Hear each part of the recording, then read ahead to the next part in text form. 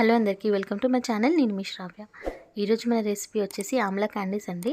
ఉసిరికాయ దొరికినప్పుడు ఇలా క్యాండీస్లా చేసి పెట్టుకుంటే ఒక 1 ఇయర్ పాటు స్టోర్ చేసుకోవచ్చు అనమాట. రోజు ఒక 2 తినడం వల్ల స్కిన్కి, హెయిర్కి చాలా మంచిది. ఇవి ఇప్పుడే దొరుకుతాయి కాబట్టి ఇలా చేసి పెట్టుకోండి. సో ఇది ఎలా చేసుకోవాలో దీనికి కావాల్సిన ప్రాసెస్ ఏంటో చూసిద్దాం. వీటి కోసం ఇక్కడ నేను ఒక 1/2 కిలో వరకు ఉసిరికాయ అయితే తీసుకున్నాను.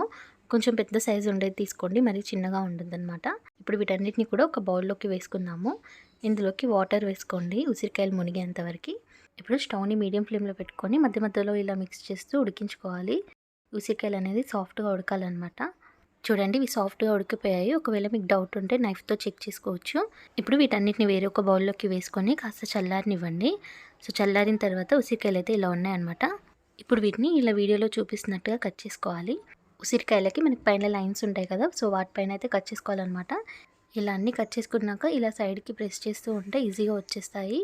చూడండి ఇలా అయితే కట్ చేసుకోవాలన్నమాట. ఇక నేను అన్ని ఉసిరికాయలని ఇలా కట్ చేసి పెట్టుకున్నాను. చూడండి వీటన్నిటిని ఇప్పుడు ఒక బౌల్లోకి వేసుకుందాము. ఇలా అన్నీ కూడా వేసేసుకున్నాక ఇప్పుడు ఇందులోకి ఒక 1/2 కప్ దాకా షుగర్ వేసుకుందాము. అలాగే ఇందులోకి ఒక 1/2 లెమన్ జ్యూస్ని వేసుకోండి. ఇలా మొత్తం కూడా వేసేసుకొని ఒకసారి బాగా మిక్స్ చేసేసుకుందాము. ఇవన్నీ కూడా కలిసిపోయేలాగా బాగా మిక్స్ చేసేసుకోవాలి. షుగర్ అంతా కూడా అన్ని ఉసిరికాయ ముక్కలకు పట్టాలన్నమాట. ఇలా మొత్తం అంతా కూడా కలిసిపోయిన తర్వాత ఇప్పుడు దీనిపైన మూత పెట్టేసుకొని ఒక 1 డే పాటు దీన్ని పక్కన పెట్టేసుకోవాలి. మధ్య మధ్యలో మిక్స్ చేస్తూ ఉండండి. చూడండి నెక్స్ట్ డే ఇలా అయితే ఉంది. ఇలా డైలీ మిక్స్ చేస్తూ ఇలా ఒక 3 డేస్ మాత్రం పక్కన పెట్టేసుకోవాలి.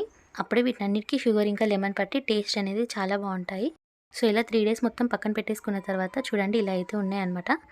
ఇలా మొత్తం అబ్జర్వ్ చేసుకునేది చూసారా. ఇప్పుడు వీటిని ఉసిరికాయలన్నింటినీ కూడా సెపరేట్ చేసుకుందాము. అందుకోసం స్ట్రైనర్లోకి వేసేసుకోండి.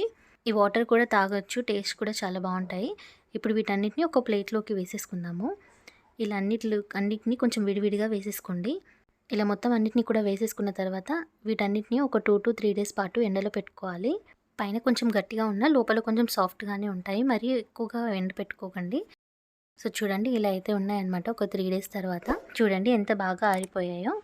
ఇలా ఒకసారి చేసి పెట్టుకున్నామంటే ఒక 1 ఇయర్ పాటు స్టోర్ చేసుకోవచ్చు. ఒక ఎయిర్ టైట్ బాక్స్లో వేసుకొని స్టోర్ చేసేసుకోండి. సో ఎప్పుడైనా ఫీవర్ వచ్చినప్పుడు టేస్ట్ తెలియకపోతే ఇది తింటే టేస్ట్ చాలా బాగుంటుంది. ఇంతేనండి, చాలా సింపుల్గా ఇలా ఆమ్లా క్యాండీస్ అయితే చేసుకోవచ్చు. సో ఈ రెసిపీ మీకు నచ్చితే మీరు కూడా ట్రై చేసి ఎలా వచ్చిందో నాతో షేర్ చేసుకోండి. అండ్ మీ ఫ్రెండ్స్ అండ్ ఫ్యామిలీకి కూడా షేర్ చేయండి. అండ్ ఈ రెసిపీ మీకు నచ్చిందని అనుకుంటున్నాను. Thanks for watching. ఇంకా ఇలాంటి మంచి మంచి రెసిపీస్ కోసం మన ఛానల్ని లైక్ చేయండి, షేర్ చేయండి, సబ్స్క్రైబ్ చేయడం మర్చిపోవద్దు.